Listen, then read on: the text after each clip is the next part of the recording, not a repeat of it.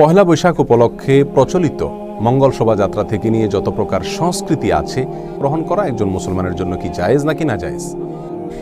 এই প্রশ্নের উত্তর জানার আগে একটি কমন কথা আমরা জেনে রাখি, আর তা হলো পহেলা বৈশাখ উপলক্ষে প্রচলিত মঙ্গল শোভাযাত্রা থেকে নিয়ে যত প্রকার সংস্কৃতি আছে এসব সংস্কৃতিগুলো মূলত একটি বিশেষ ধর্মের মানুষের ধর্মীয় কৃষ্টি, কালচার এবং সংস্কৃতি অথবা তার সাথে সাদৃশ্যপূর্ণ বিষয়।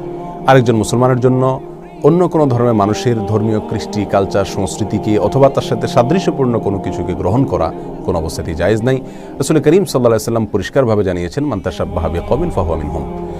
আর এটাকে একজন বিবেকবান মানুষ বাঙালি সংস্কৃতি হিসাবে প্রতিষ্ঠা করার অপচেষ্টাও করা অনুচিত, কারণ 2-3 যুগ আগেও এ সকল মঙ্গল শোভাযাত্রা অথবা সংশ্লিষ্ট পহেলা বৈশাখের প্রচলিত সংস্কৃতিগুলোর কোনোটির অস্তিত্ব এদেশে ছিল না। অতএব এটাকে বাঙালির ঐতিহ্যবাহী সংস্কৃতি অথবা সার্বজনীন সংস্কৃতি হিসাবে প্রতিষ্ঠা করার অপচেষ্টা এটা কোনোভাবেই গ্রহণযোগ্য নয়, এটি ভুল।